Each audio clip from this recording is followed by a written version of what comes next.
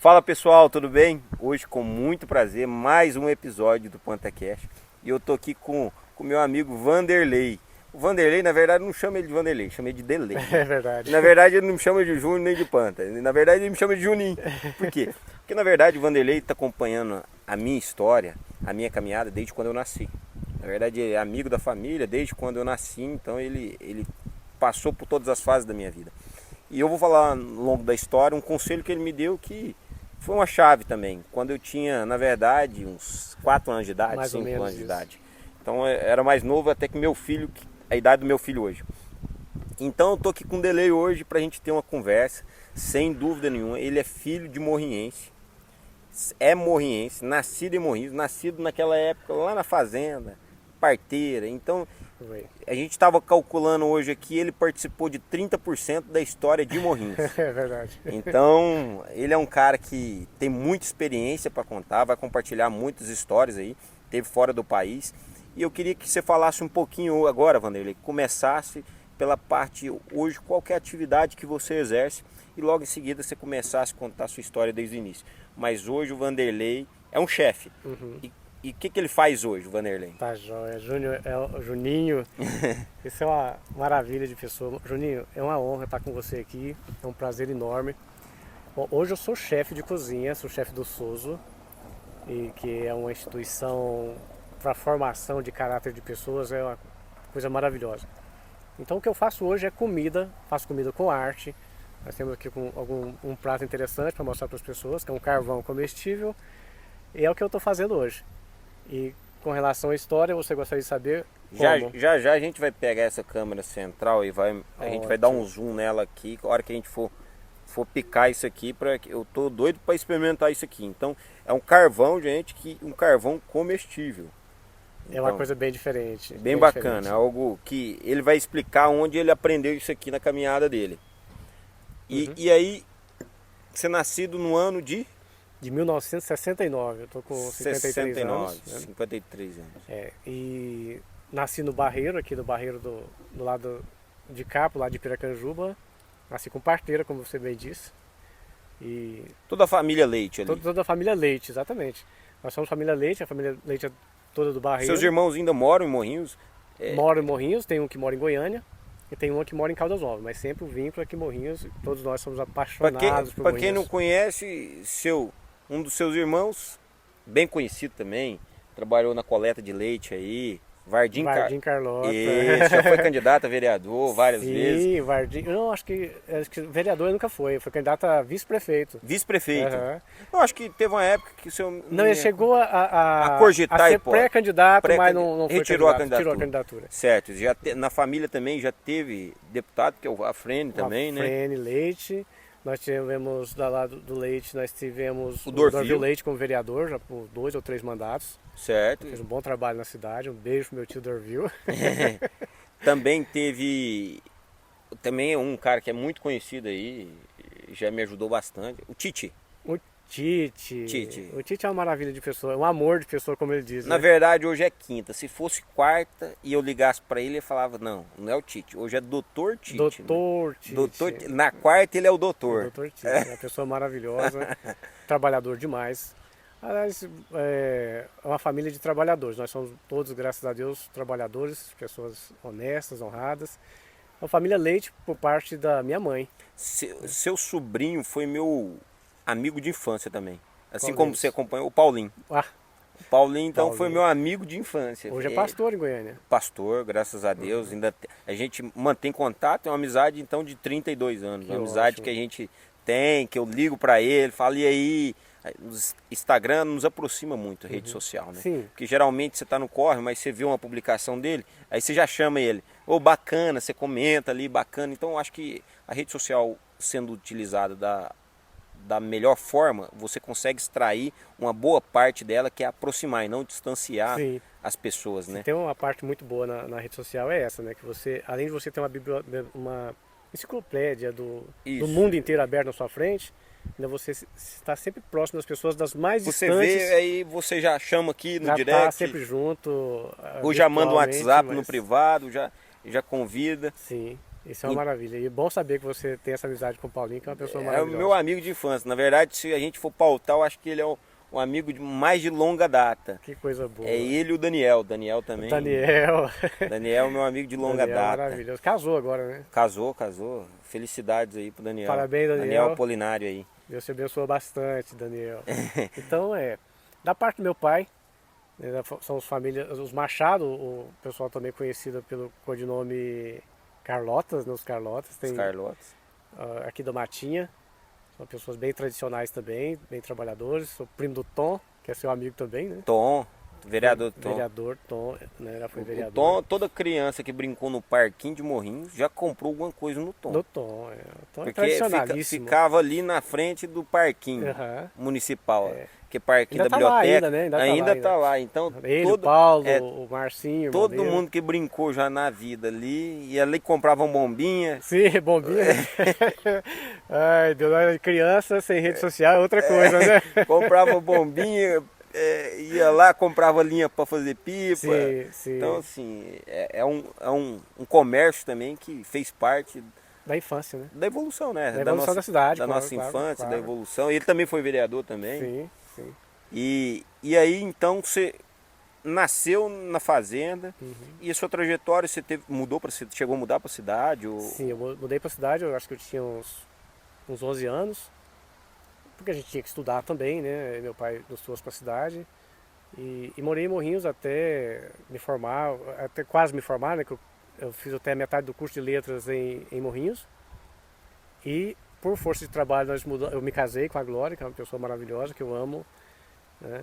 Nós mudamos para Itumbiara para trabalhar com uma empresa de telefonia e eu terminei o curso de letras lá na Ubra. Foi a primeira dificuldade que você encontrou, então, na sua vida, foi às vezes a falta de recursos, escassez de recursos. Escassez de recurso, a De limitação, conhecimento, na verdade. Né? Limitação uma cidade pequena, às vezes, ela não oferece para você abundância em ensino, em educação, apesar de já tinha faculdade de letras aqui, mas um trabalho que eu precisava de...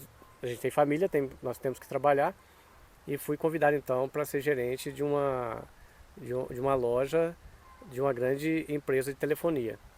Né, que aí o que te levou a sair de Morrinhos, minha primeira, na verdade, foi a única saída, que depois voltei só depois de 20 anos, né? Certo. Aí eu fui para Itumbiara, vamos trabalhar com essa empresa. Você saiu daqui, você tinha quantos anos? Eu tinha em torno de 30 anos, mais ou menos. Então ainda você passou 30 anos dentro de Morrinhos. Desde o nascimento até os 30 anos. Foi aonde você estudou? Você estudou em algum senador? Eu estudei no senador, tinha grande amizade com o padre Romualdo, que fez parte da minha formação cristã. E felicíssimo de ter encontrado esses dias alguns amigos da Igreja Católica que me disse que ele ainda é vivo. Eu quero ir lá dar um abraço nele. Uau! Entendeu? Então, estudei no senador, estudei no coronel, e depois eu estudei na faculdade. E depois fui para Itumbiara terminar minha escola lá, onde eu concluí letras e fiz pós-graduação em letras. Naquela época era muito diferente da atual época, a preparação, a escolaridade. Com certeza. Enfrentava muito, então não sei como que você vinha para a cidade, era na van? Ou... Não, quando nós morávamos na fazenda, naquela época não tinha van. Ou estudava na escola da fazenda. No né? grupinho? No grupinho. Nos famosos grupinhos? Nos famosos grupinhos lá, né? Meus irmãos chegaram a estudar, né, nos grupinhos. Mas a partir de mim, o meu irmão mais novo, Vardim, e a Vânia, nós viemos para a cidade na época de escolar e voltávamos para a fazenda na época de férias. Até que, por fim, meu pai vendeu a fazenda e viemos definitivo para a cidade. E aí a fase da cidade já foi uma fase que te possibilitou mais recursos, na verdade. Sim, aí você está no centro urbano, você vai ter mais possibilidades para sua formação intelectual, para sua formação profissional, né? Nessa fase da vida, a gente conversando ali, você me falou que fundamental para o seu caráter, você teve um conselheiro, que foi seu pai, Meu né? papai. Então, na verdade, eu acho que Varde Carlota. essa é a responsabilidade de todo pai, é ser o principal conselheiro na vida de um filho, né? Verdade. Então, assim, a responsabilidade desse pai, seu pai executou a responsabilidade dele, que foi ser o seu principal conselheiro. Meu pai, o conselho do meu pai começa com um exemplo, né? Ele sempre foi um homem muito trabalhador. muito trabalhador. Meus irmãos e eu, nós temos a honra de afirmarmos que somos trabalhadores e aprendemos com meu pai. Na formação de caráter, eu nunca vou esquecer do conselho do meu pai, que me dizia que íamos chegar uma época, e já chegamos, em que as pessoas iam ter vergonha de serem honestas, mas que nós nunca deveríamos ter vergonha de sermos honestos. E a gente vê isso hoje, as pessoas querem levar vantagens no negócio. Se tem um carro quebrado, ele faz uma gambiarra ali e te vende aquele carro quebrado, e se você não fizer isso, e a outra pessoa, nossa, você deixou de levar vantagem em cima do outro, você é um otário. Né? E não é assim, nós queremos resgatar esses valores. Os valores, né? Eu acredito que o que hoje está pegando é que houve uma desconstrução dos valores, né? Então, quando houve essa quebra e desconstruções de valores, a gente vê que até tem algumas reportagens, obviamente, que nem todas as pessoas são iguais, porém a desconstrução, a gente tem uma atriz agora que teve uma polêmica dos pais. Os pais que ela dita que passaram a perna nela. Os pais passaram a perna nela, né? Que construiu uma empresa, era uma empresa que administrava a carreira dela de atriz e então tinha 2%. E na somatória que o patrimônio dela que ela construiu foi 18 milhões ao longo da vida dela. Uma jovem atriz com 18 milhões. E agora ela está deixando todo o patrimônio para os pais. Ela abriu mão disso por conta do atrito, por conta da confusão. E assim, a gente sabe que as dificuldades e os atritos familiares sempre existiram. Isso aí, né? Enquanto existiu, desde a época, né, quando um irmão matou o outro. Então, assim, começou isso lá no Éden. No Éden, quando um irmão sentiu o ciúme do outro, foi lá e matou o outro. Então a gente já sabe desde a construção do princípio, já há uma confusão familiar. Mas não deixando isso, eu quero enfatizar aqui o fato que a mídia puxa para outro lado, para desconstruir a parte familiar. Então, assim, ela não mostra as famílias que dão certo, que é o nosso propósito aqui, que é mostrar a família que deu certo. É o seu pai que deu certo, seu pai que te aconselhou, a formação do seu caráter você deve muito do seu pai. Então a gente quer construir isso e não desconstruir por causa de um caso que deu errado. Por quê? Porque às vezes a gente tem que entender que às vezes esses pais, eles primeiro não aprenderam a ser filhos, para depois serem pais. Então assim, eu acho que quando a pessoa entende o que é ser filho, fica muito fácil ele ser pai. Júnior, é interessante você mencionar isso daí, porque inclusive você menciona Caim e Abel, e é interessante. Agora, eu sou cristão, você também é cristão, nós estamos numa sociedade cristã, o Brasil é uma sociedade cristã. Correto. E é interessante observar isso, que Caim matou Abel, mas depois Deus fala para ele assim, ó, o pecado está na sua porta, batendo na sua porta, compete a você dominar. Totalmente. Compete a você dominar. Então, o que a mídia... Nós temos que aprender a implantar esses valores nos nossos filhos, na nossa sociedade, que nós somos responsáveis pelo que nós fazemos. Não jogar a culpa nos pais. Claro que o pai faz parte da formação. Se você não lidera você mesmo, você é incapaz de liderar qualquer operação. Se você é incapaz de liderar a sua empresa, liderar outras pessoas, então se você não lidera a si mesmo, se você não governa a si mesmo, você vai governar o quê? Não vai governar nada. Né? Então, assim, e a situação da mídia é latente o que a mídia está fazendo, porque eu sou totalmente a favor da liberdade de expressão, não liberdade de cometer crime. Por favor, uma coisa é liberdade de expressão, outra coisa é liberdade de cometer crime. Isso não existe. Em lugar nenhum pode existir. Correto? A gente assim, tem que punir aqueles que infringem a lei. Que infringem a lei. Agora, em nome da liberdade, estão construindo uma libertinagem. E não me entendam mal, não me tomem por aqueles que usam essa palavra libertinagem para justificar radicalismo. Eu não sou radical, nem você e nem devemos ser. Não eu acredito que a gente vive hoje num mundo dos intoleráveis pedindo tolerância. Sim, exatamente. Então, aqueles que são intoleráveis estão pedindo a tolerância dos outros. Exatamente. Assim, eles estão pedindo... você está falando certo, não que a pessoa seja intolerável, mas de procedimento intolerável. Ele não tolera você falar a sua opinião, mas quer que você aceite a opinião dele. Então, ele não tolera você falar que seu filho vai vestir azul, mas ele quer que você tolere o gosto dele de escolher a opção sexual dele. Então, são diversas oportunidades que a gente vê que as pessoas que não têm tolerância pedem tolerância. Então, eu acho que o erro, às vezes, está aí. Que se todo mundo quer pregar uma igualdade, apesar de não sermos iguais... Não somos. Então, não tem como. Se a gente ir pelo princípio que não somos iguais, então não tem condição de tratar todos iguais, já que não somos iguais. Tem que ter um trabalho privilegiado. Como que eu vou tratar o Vanderlei trabalhador da mesma forma que aquele que não quer trabalhar? Perfeitamente. Somos pessoas, filhos do mesmo pai, temos a grande oportunidade. Eu acho que aquele ditado é muito feliz quando diz que o sol nasce para todos. Então, se o sol nasce para todos, é porque a oportunidade está aqui para todos. Tá certo, eu concordo com você. E a questão da oportunidade ser para todos, ela é para todos, verdade. E nós temos que também ter aquele entendimento de que nem todos conseguem captar essa igualdade do sol para todos. Então, às vezes nós temos, por exemplo, eu faço muito com o Soso e com os nossos meninos da igreja. Nós praticamos... Soso para quem não sabe, vamos falar sobre isso. Soso é um movimento... É um instituto. Isso, é um instituto social. Social, né? Da Igreja Sobrenatural. E ali nós promovemos ações para fazer dignidade da família. Nós levamos os valores, a construção dos valores familiares. Então a gente leva alimento para quem precisa de alimento, levamos formação profissional para quem precisa de formação profissional para que possa ser exposto a esse sol de oportunidades. Certo. Né? Porque às vezes a pessoa está na escuridão e ela não consegue nem olhar para onde está o rumo do sol, né? Exatamente. Então, para isso nós fazemos esse tipo de trabalho. Então, você que está nos assistindo e quando nos vir na porta do supermercado pedindo alimento, doe, porque é para uma causa extraordinária. E se alguém quiser conhecer o projeto, como que ele vai para conhecer o projeto? Vá até a nossa cafeteria, por exemplo, está aberta para te receber, vai nos conhecer, a gente vai te explicar o que eu sou. E hoje funciona de quarta a domingo. No endereço? Lá na Rua Rio Grande do Sul.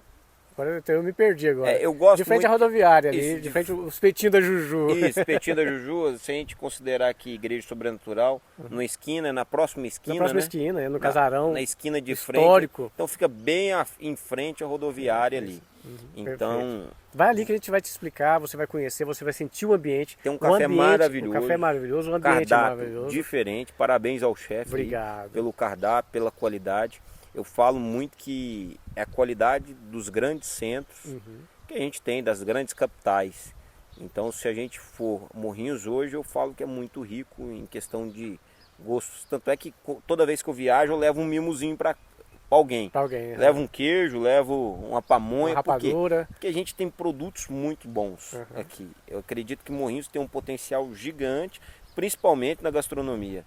Sanduíche, rapaz, eu já procurei sanduíche no nível de Morrinhos. E não tem sanduíche no nível de Morrinhos. E a cafeteria, então, sua, ela também faz jus a isso. Ô, Júnior, eu tenho a satisfação de vir pessoas de Goiatuba para vir comer na nossa cafeteria, conhecer a nossa cafeteria ou voltar para a nossa cafeteria. Pessoas de São Paulo que vieram para a nossa cafeteria e disseram que nós não perdemos nada para cafeterias de São Paulo.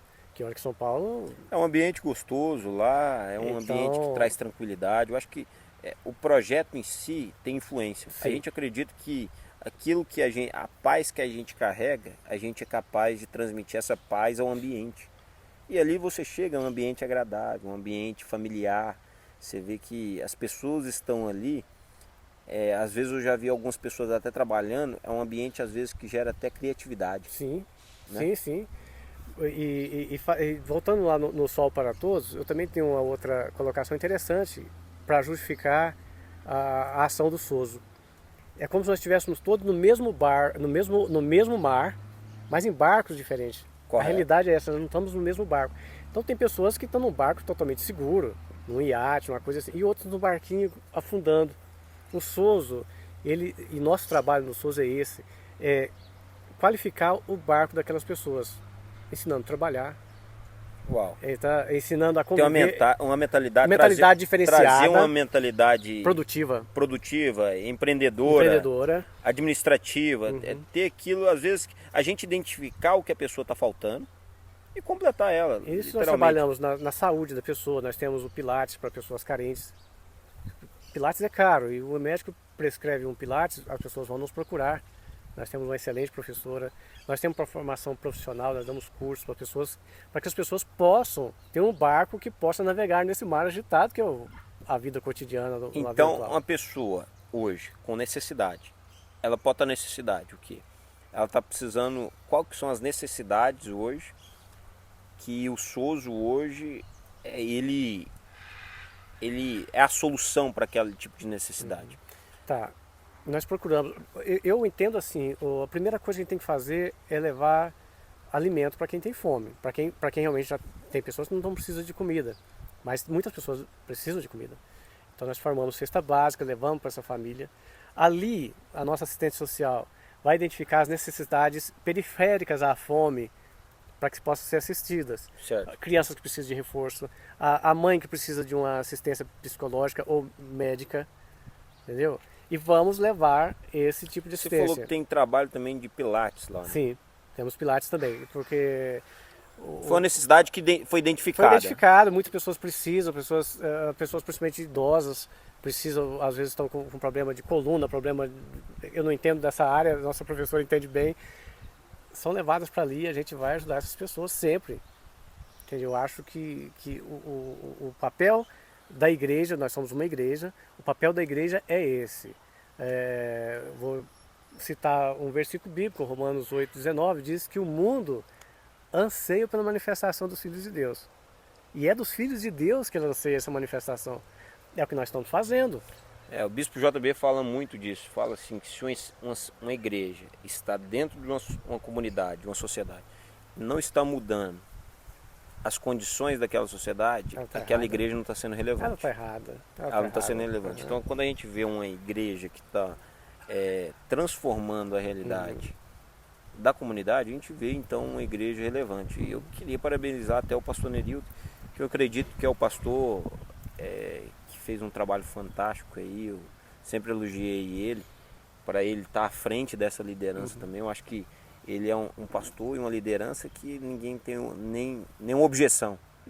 Ele é ele é o pastor que eu acho que agrada todos os líderes, né? Então, sim, se a gente fosse procurar o pastor Nerildo, que formou também hoje o Miguel, que hoje na verdade é o líder do ministério, né? Que formou a Nery, que a Nery também é unânime, o pastor Miguel são unânimes na cidade como pessoas de caráter cristão realmente, que representam o caráter de Cristo. Então, nós temos a igreja em Morrinhos, não falando agora do ministério local do sobrenatural, estou falando de todas as igrejas de Morrinhos. Temos igrejas maravilhosas em Morrinhos que fazem bom trabalho. Eu acho que são pastores que procuram uma lacuna, né?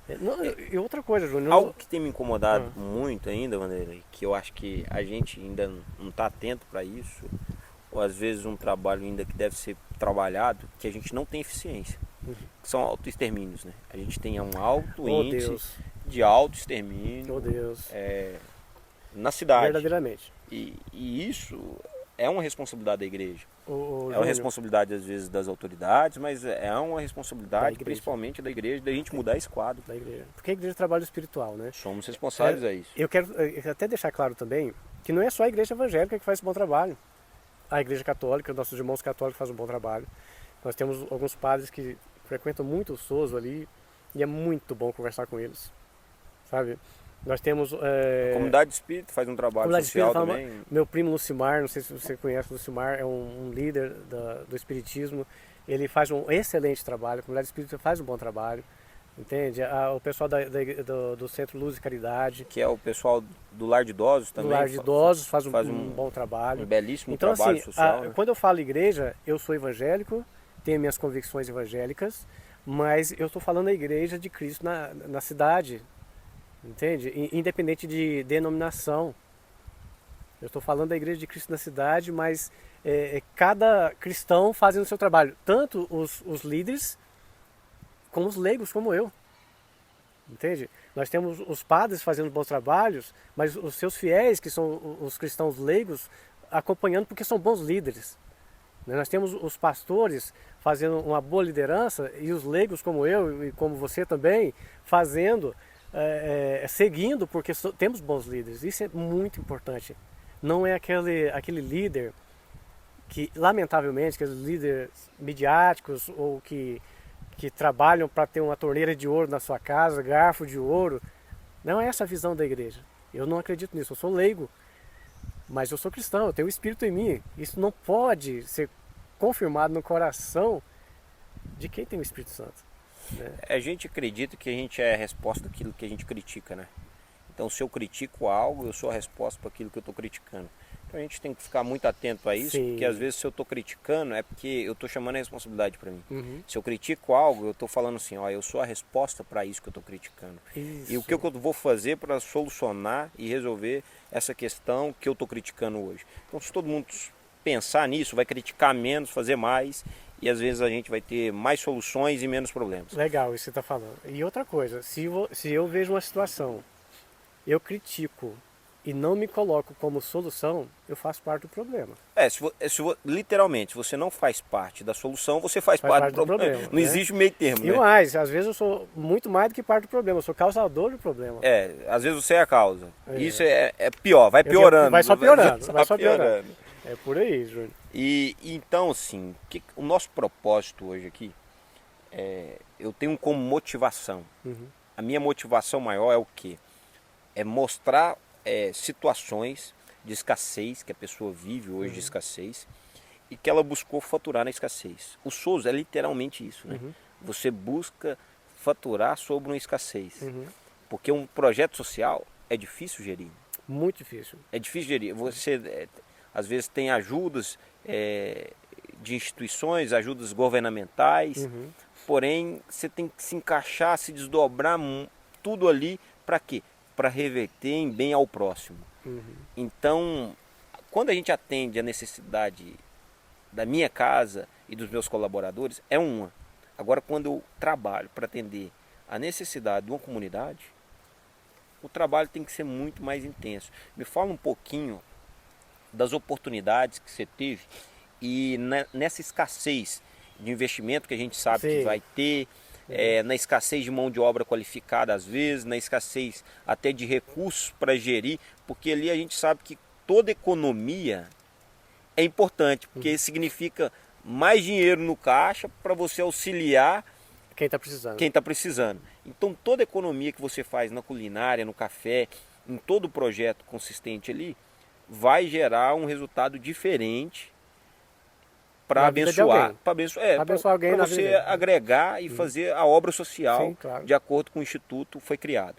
E me fala um pouco aí então dessas dificuldades que você enfrentou e como que você venceu essas dificuldades. Porque eu acredito que mesmo como instituição social você enfrenta, esse também é a dor do empresário. Claro. Então se você me expor aqui, como que você fez com baixo investimento, com baixo custo, com às vezes dificuldade, às vezes de atender um público, como que eu dificuldade de montar um cardápio mais barato, mais em conta, como que eu pensei nisso, estruturei isso, mentalizei para a operação rodar. A gente vai falar isso para uma pessoa que quer às vezes abrir um negócio agora. Ela quer abrir um café então. Tá, eu chego aí então, mas voltando um tanto antes aqui, porque lembrando quando nós que somos sociedade cristã, quando Jesus Cristo disse para os seus discípulos que gastasse tempo com Ele, adorando a Ele ali, quando a mulher quebrou o vaso de alabastro para jogar mirra sobre ele, né? Ele disse que ele estaria por pouco tempo ali, mas os pobres, quando Judas reclamou que queria aquele dinheiro ali para fazer caridade, mas os pobres nós teríamos sempre conosco. Então, Cristo se cumpriu ali, Jesus Cristo morreu, ressuscitou, é o nosso Senhor, e os pobres ficaram. Então nós temos que trabalhar por esses pobres que ficaram. Continuar adorando a Deus, porque adoro a Deus, eu adoro aqui, adoro ali, que Ele é Espírito. Eu acredito que a nossa responsabilidade é mais, é aquela necessidade de você às vezes não continuar dando peixe todos os dias. Sim. Você Ensinar a pescar. É, Mas enquanto não aprende, tem que dar peixe, né? não, porque Eu tô às vezes entendendo, ninguém eu tô entendendo. aprende com barriga vazia também, né? Então, É verdade. primeiro, Então, voltando, agora chegando onde você, no conselho, faça sempre o melhor. Economize, você que abriu um negócio, economize ao máximo nos seus suprimentos, no seu material que você vai fazer, por exemplo, um sanduíche. Faça o sanduíche com material com o menor custo que você conseguir para você lucrar. prezando a qualidade. Mas nos melhores produtos. Se você tem um hambúrguer de alta qualidade que custa X valor e tem um outro que custa menos X valor, mas tem qualidade ruim, procure entre todos os fornecedores que oferecem aquele hambúrguer melhor e compre pelo menor valor. Mas compre o melhor, porque você vai vender É melhor eu ter menos disponibilidade de cardápio e ter qualidade. e ter qualidade do que ter uma ampla disponibilidade de E cardápio. vender coisa ruim, porque você vai, nós estamos falando de restaurante, né? Isso. Você vai perder o seu cliente. E hoje a elaboração do cardápio lá, eu sei que é bem variada. Você tem uma diversificação Grande. grande. Eu nunca parei para pensar isso lá e nem olhei no cardápio. São elementos que às vezes são utilizados num é utilizado em outros.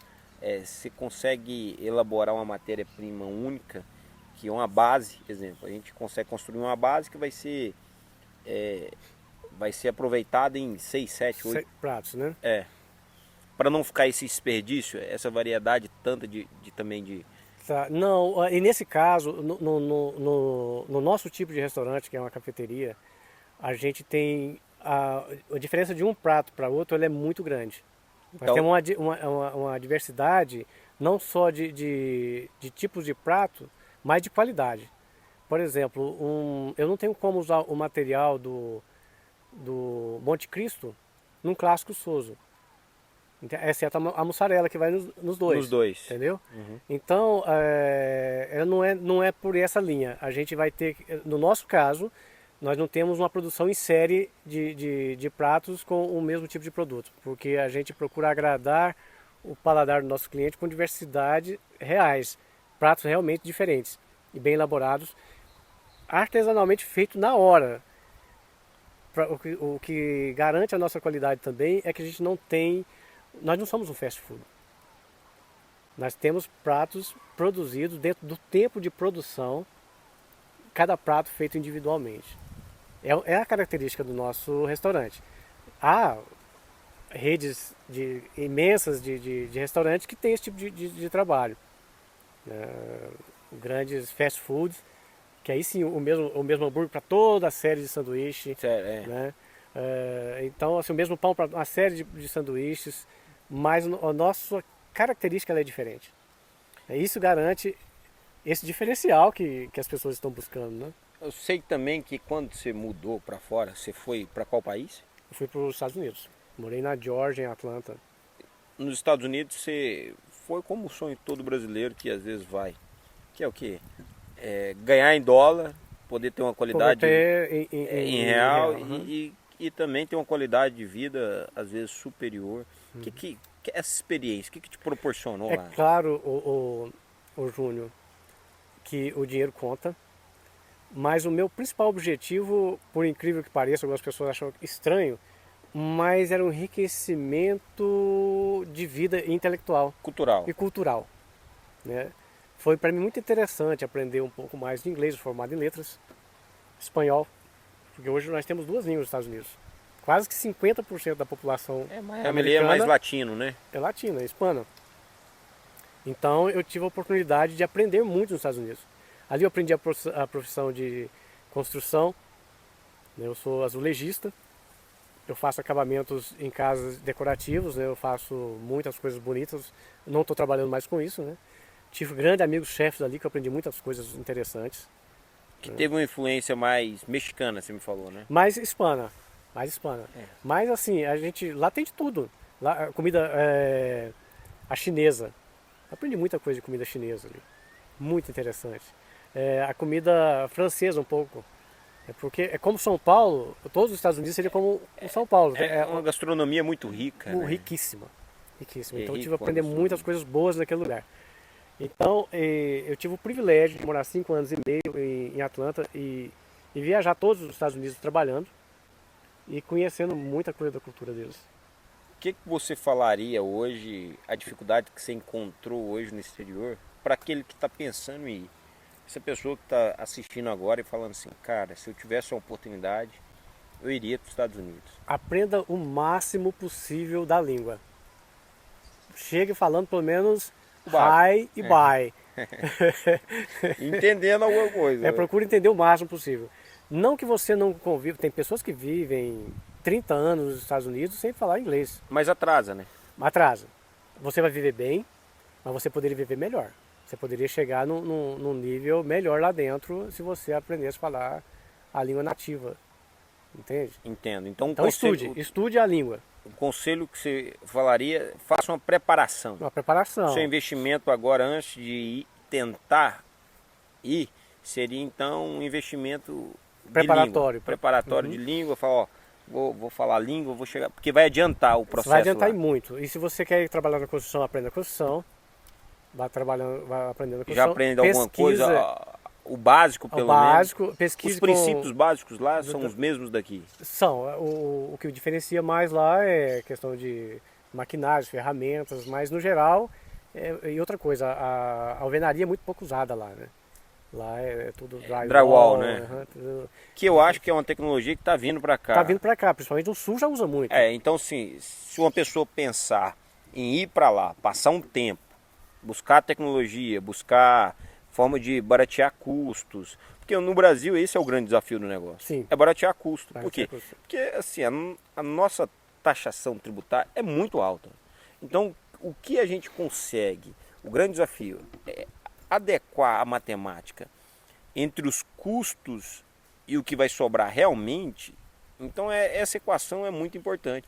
E quando a gente consegue equilibrar essa conta, sai na frente. Sim, com Então certeza. se a pessoa vai para um país de primeiro mundo, cultural diferente, que já tem todo um expertise nesse tipo de construção, aprende as técnicas adequadas, porque, Vanderlei, o que eu aprendi hoje é assim, ó, se eu quero montar algo, eu tenho que colar com quem já tem aquele negócio. Uhum. Você tem que saber do seu negócio. Porque se eu não colar, eu já começo errado. Eu começo comprando a ferramenta errada. Começo comprando aquilo que às vezes... Eu já fiz isso. Já. Então, às vezes, isso aí é muito difícil, que o cara já começa errado. E quando ele começa errado, ele tem que comprar tudo de novo. Então, às vezes, assim, o cara vai montar um restaurante. Ele compra uma fritadeira que não aguenta. Que não precisa também. Que não precisa. Às vezes ela é grande demais, ou às vezes ela é pequena demais. Às vezes ele compra uma chapa que não é aquilo que precisava também. É o mais caro, porém não é o custo-benefício para ele. Não era o que era ideal. Então, assim, quando toda coisa que eu estou mentalizando hoje como mediador empresarial, e eu vejo que tem a necessidade de alguém que busca o meu serviço, quer que eu faça a mediação daquele negócio, a gente sempre traz para dentro da operação alguém que tem autoridade. Por quê? Porque ele já errou. E o mais que justo, ele tem um percentual do negócio pela experiência dele, porque ele já pagou por aquilo. Sim. E outra coisa, Júnior, pesquisa. Pesquisa, vá a fundo. Você nunca entra num negócio sem saber sobre aquele negócio. Se você nunca mexeu com cozinha, quer abrir um restaurante, você tem 90% ou mais de chance de dar errado. Ainda mais assim, eu vou te dar, você gosta de experiência, vou te dar uma experiência. Nós abrimos uma sapataria uma vez, sua mãe lembra muito bem disso. Sapataria não, uma fabriquinha de calçado. Eu, Sandro e outros amigos, e o Linomar. E nós não sabíamos fazer sapato. E nós trouxemos profissionais para trabalhar pra gente, mas nós não sabíamos nem orientar o profissional. Não sabia nem ensinar. Nem ensinar, não, assim, nem mandar o que você tinha que fazer. O que tem que fazer, rapaz? E o cara também não sabia? Não, ele sabia, só que ele não estava nem, como diria uma linguagem, não estava nem com a paçoca. Ele queria ficar ganhando dinheiro dele, entendeu? Nós quebramos a cara com aquilo. Então nós tínhamos, naquela época não tínhamos o Google, né? Hoje em dia nós temos não tinha nenhum recurso, às vezes, do YouTube, não né? Tinha, como fazer não isso. tinha. Então, não, mas não tinha o Google mesmo. Isso na década, no início de 90, o Google não existia. Então, e se existisse alguma coisa assim, nós não tínhamos acesso. Então não tínhamos como fazer pesquisa. A sociedade hoje tem esse grande benefício das redes sociais. Você pode pesquisar, se você quiser fazer um avião, você faz. Entende? Não, e Mas aquilo que a gente falou, a rede pesquisa. social aproxima muitas pessoas, né? Você vai aqui e Outros quem, profissionais. quem tem o melhor. Se você for ali no Google ali e falar assim, melhor cafeteria de Morrinhos, o Google vai te dar alguma informação. Sim. Então, exemplo, por notas, por referências, às vezes por parâmetro do Reclame Aqui, Sim, também. que é um parâmetro também de você medir Que a vale, eficiência. é muito valioso. Vale, que são comentários. E aí ele vai te pautar um melhor. E você buscar então a ajuda desse melhor, eu acho que toda pessoa está apta a querer ajudar aquele que está começando. Sempre paute pelo melhor. Você disse uma coisa certa. Se você vai buscar, é aquele negócio, se eu vou fazer um sanduíche, eu vou fazer um sanduíche pautando pelo melhor que há para fazer aquele sanduíche. Entende? Não adianta você ir ali e fazer uma coisa de segunda mão, querer vender como coisa de primeira. Você pode até vender, mas vende com coisa de segunda. Simplificando aqui, eu tenho vontade de abrir um negócio no ramo alimentício. Exemplo, uma cafeteria, vamos que é a sua autoridade como chefe hoje. Então tenho vontade de abrir uma cafeteria. Só que meus recursos são mínimos. O que eu tenho que buscar para faturar nessa escassez minha, que é a escassez de investimento hoje? Porque eu sei que para abrir um negócio eu preciso do investimento e preciso de um capital de giro, que é para pelo menos começar meu negócio, até meu fluxo girar. Se eu não vou contratar alguém, se eu vou utilizar eu e a minha família, aqueles que estão aqui, vou fazer uma empresa familiar. Eu já estou à frente, Por quê? Porque todos ali estão trabalhando num só propósito e às vezes você não tem a necessidade da remuneração fixa. Todos estão ali sacrificialmente. Todos estão ali para uma qualidade de vida melhor e às vezes para serem remunerados melhores também em um futuro próximo, né? Um futuro próximo.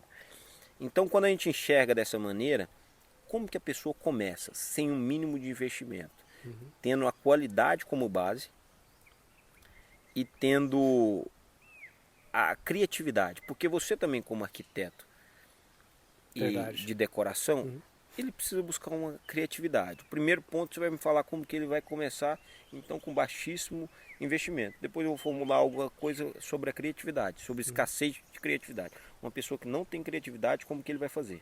A pessoa, escassez de recursos.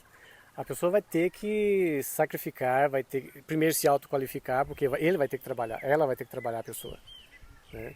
E ter os parceiros que estejam dispostos a ter esse sacrifício inicial, para que lá na frente possam colher os frutos desse sacrifício. Mas você tem que ser, aqui que nós falamos, não pode ter vergonha de ser honesto. Você vai ter que honrar essas pessoas que estão com você agora. Correto. Entendeu? E você vai ter que trabalhar com honestidade até para elas. Como que eu faço? Num projeto social tem muito isso, cara. Como que eu vou comprar a briga da outra, né? Exatamente. Porque a pessoa para vir, ele tem que acreditar. Ele tem que acreditar. Sim, acreditar e ser voluntário com você. Na intenção do negócio. Na intenção do negócio. E saber que por um tempo você vai ter que enxugar tudo que você vai gastar. Porque o dinheiro que entra não é seu. O dinheiro que entra é do seu negócio. Eu marquei muito aqui numa conversa dessas que a gente teve aqui, numa mesa dessa, eu tive uma chave, cara. Que foi assim, ó. Qual que é a assertividade que você tem? Busque pessoas de confiança. Que está ligado literalmente à honestidade. Sim, claro. Então, seu colaborador, busque um colaborador de confiança.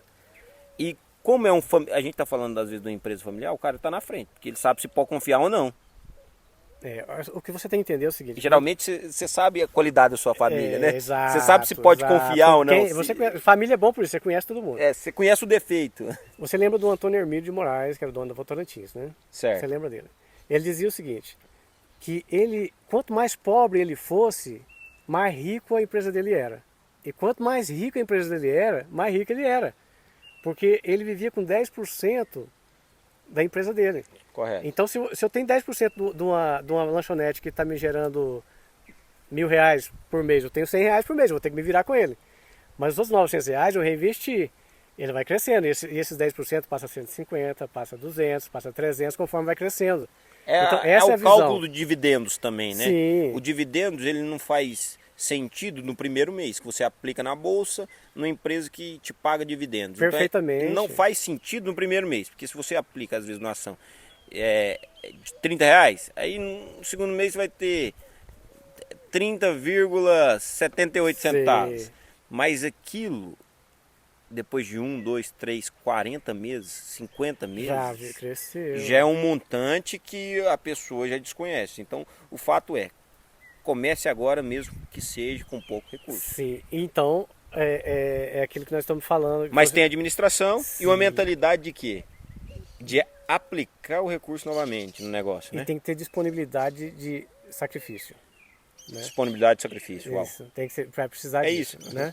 E assim, eu não sou economista, eu vejo que você entende muito mais do que eu tenho sobre que isso. estar disposto a ter sacrifício. Sacrifício, tem que ser sacrifício. Eu acho que é o primeiro sem requisito. Sacrifício, primeiro requisito do empresário, se ele está disposto a sacrificar. Sem sacrifício não tem vitória. Não, e em todos os atos, né? Se eu quero ser empresário, eu sacrifico até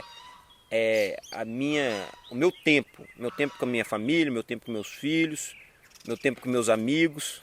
Por quê? Porque você está vivendo em prol de outra coisa. Então você sacrifica não só investimento, não só às vezes... A gente lembra às vezes de algumas histórias, de alguns cases de sucesso, que a pessoa falava, cara, eu deixava de comprar roupa para mim, às vezes para atender, eu era o último que eu atendia.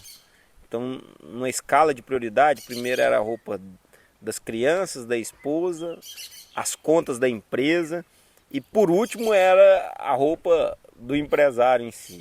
Então essa condição de sacrificar monetariamente, ela precisa existir também. Precisa existir. Eu me lembro muito bem quando eu comecei a... E você estava disposto a também passar por isso, porque você veio para um mercado muito mais rentável, né, para você. Com certeza. Você saiu de um mercado muito mais rentável. A gente chegou agora no sacrifício que te motivou a sair também, né? Deixa eu te falar, quando eu cheguei nos Estados Unidos, que eu fui trabalhar para eu estava aprendendo inglês, eu fui fazer, eu fiz uma empresa para mim de construção que prestava serviço para uma grande construtora.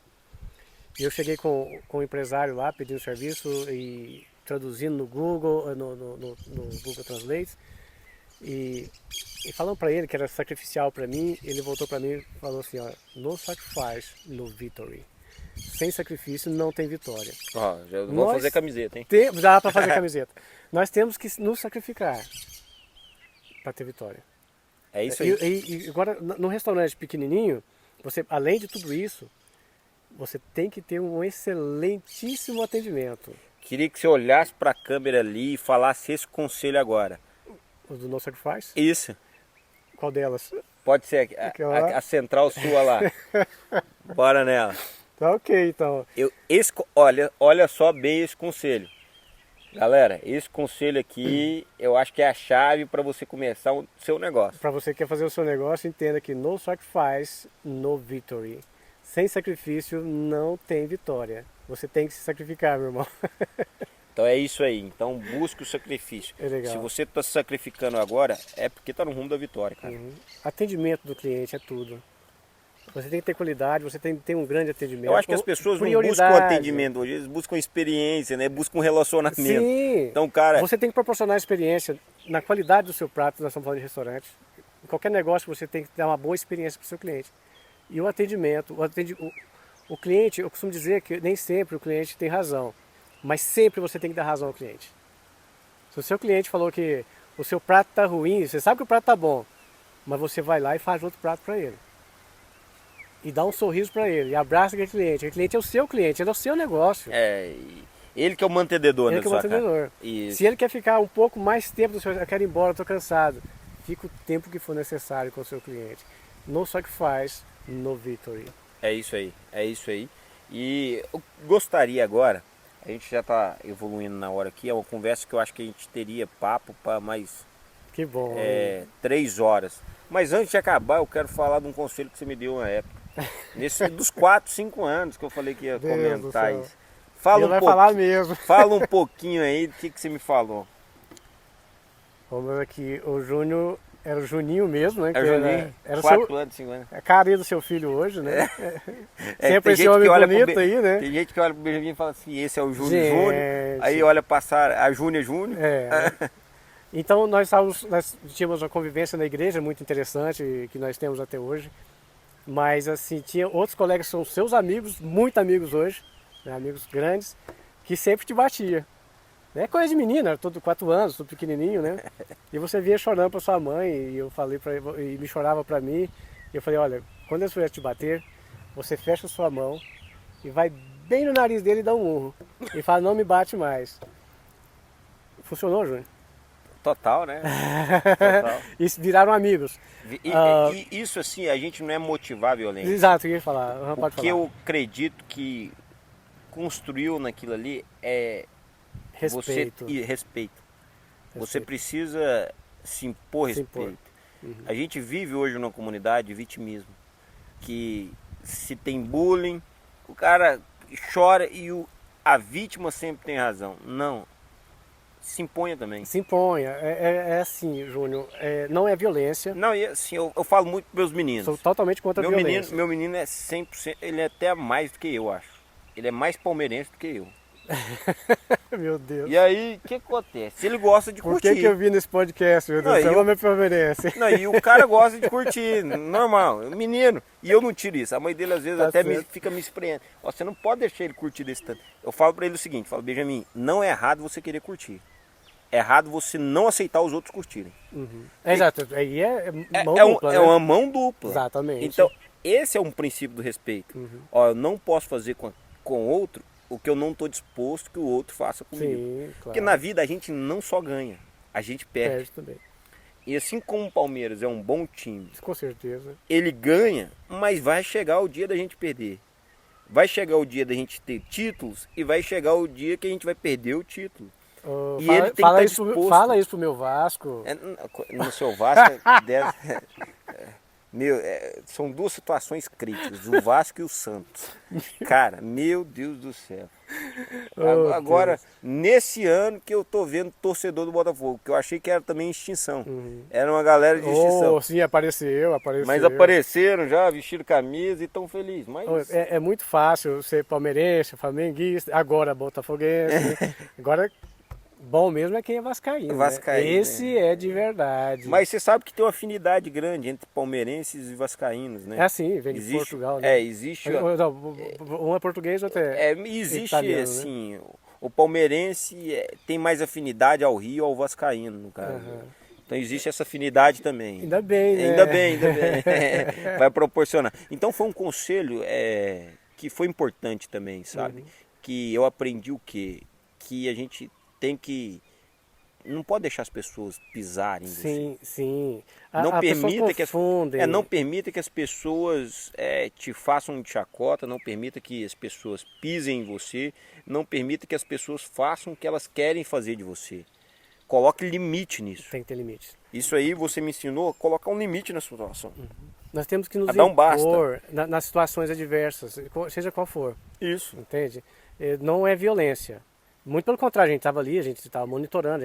Para não sair uma violência, sim, claro. E tanto que vocês se tornaram melhores amigos. E isso traz, né, assim, até o momento de impor.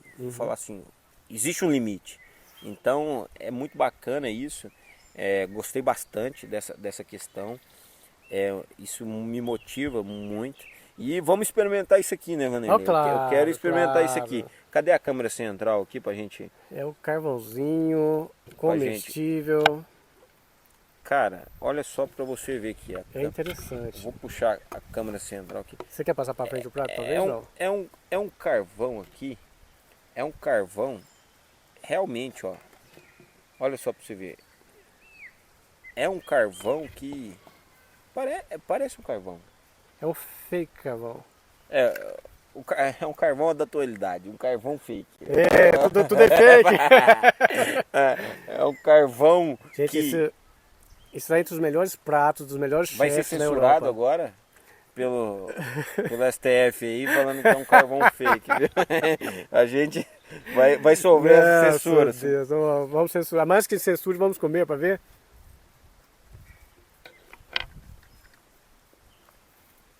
É uma mandioca. Uma mandioquinha. Eu ia falando, mas é uma mandioca. E exótico, né? Exótico, divertido, né? Num churrasco você servir. Você ofereceu carvão para visita, né? Uhum. É. Você ofereceu carvão, então é um prato, às vezes, criativo isso aqui. A gente diria então que é mais do que... E saudável, né? Porque o carvão também combate o colesterol, limpa os dentes. É muito bom. E o carvão, eu deixo de deixar claro também, não é qualquer carvão. Esse é o carvão ativado. Eu fiz esse carvão, a Glória brigou comigo, porque eu sujei a casa toda. Acabei com a panela de pressão dela. Mas não é um carvão qualquer, por favor.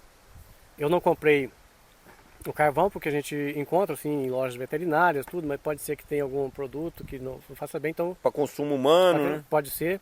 Então eu fiz o meu próprio carvão e é um prato que ronda hoje os melhores É, e se não tem restaurantes as do manhas, mundo. não entra não. Nós não hein? tem a meia, por favor, não entra não. Mas parabéns pela criatividade. Obrigado. E se uma pessoa agora de Morrinhos ou da região quer encomendar isso aqui para você, é possível? Para ele levar para o É churrasco possível, dele, a gente pode fazer. umas porções aí. E eu quero também fazer um vídeo logo, eu vou botar no meu Instagram.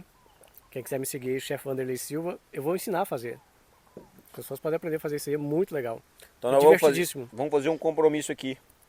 Então que vamos gravar isso aí, essa experiência, vamos fazer esse vídeo junto. Vamos. E vamos fazer a resenha do Panta aí com o carvãozinho do Vanderlei. Hoje a gente ainda está aqui nessa oportunidade, então muito agradável. Eu acredito que vai surgir outras oportunidades da gente estar Que nessa beleza. mesa. Vanderlei, te agradeço mais uma vez pelo fato de você estar aqui com a gente, você ter tirado seu tempo, acreditado no projeto. É isso, a gente também acredita na sua eficiência e tudo mais. E eu quero falar que a gente está à disposição. Assim como você está fazendo também toda obra social, a gente também enxerga que a gente pode agregar em algo também na sociedade, pode agregar em alguns pontos na sociedade. E a gente possa fazer assim. E eu queria ver com você o seguinte, Vanderlei, se é possível, a gente selecionar 2 pessoas que queiram trabalhar com culinária. E você ensinar o básico para essas 2 pessoas, o básico, para mim, ela começar um negócio dela. Pra mim vai ser uma honra. Então acho que, ó, você que é de Morrinhos e região, a gente está lançando um desafio aqui. Você vai procurar a gente vai canalizar o seu nome e as suas condições. O Vanderlei vai fazer uma pré-seleção para isso. A gente vai entender sua necessidade, o que você quer e se você quer ser um chefe também, se você tem essa vontade. Que orgulho. O Vanderlei vai mentorear você por algum tempo até soltar sua mão. A gente vai então elaborar isso, vai ver com o Vanderlei, vai auxiliar isso também. Isso vai ser através também uma parceria do Vanderlei com o Instituto Júnior Pantaleão, para a gente estar contribuindo o quê? Com o empreendedorismo da cidade também, da região. Então você que quer ser um chefe, a gente faz esse convite agora. Você entra em contato com a gente aqui, pode ser no direct, pode ser através de e-mail e pode chamar a gente que a gente vai canalizar você para esse projeto e a gente vai então te oferecer umas dicas básicas como você vai começar o seu negócio, tendo por base a culinária, um negócio sobre gastronomia e o que a gente puder agregar, a gente vai agregar. Depende de nós, mas depende muito mais de você. Lembrando que o conselho da vida é o quê?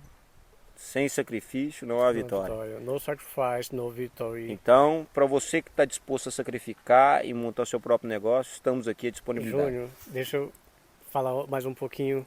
Eu só quero te agradecer primeiro a Deus pela oportunidade de estar no seu programa. Que isso? E agora essa oportunidade maravilhosa que você trouxe, nós não tínhamos combinado sobre isso, mas eu entro de cabeça e é uma oportunidade que me emociona, me deixa extremamente feliz, é uma oportunidade que você está me dando de ajudar alguém. Não, e a gente está aqui, então se a gente tem que somar. Claro. Então se for para a gente somar, a gente tem que ir além disso. Que Deus te abençoe muito, meu irmão. Então vamos nisso, a gente está... Se o tempo é corrido para a gente, é para o outro também, mas a gente somando as forças, dividindo o tempo, acredito que a gente consegue alcançar mais pessoas e quem sabe, a gente não vai agora dar primeiro força, o primeiro ensinamento para um grande chefe, o dono de um grande restaurante, que vai contribuir na sociedade também, gerando emprego, Sim, gerando claro, renda, gente. economia. É isso que a gente Sociedade quer. é isso. A estrutura funcionando, a esteira estabilizando e a comunidade crescendo.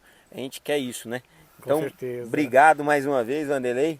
Uma honra estar com você. Muito Satisfação obrigado. te Deus receber abençoe hoje muito. aqui, tá bom? Joia. Tchau, tchau. Tchau.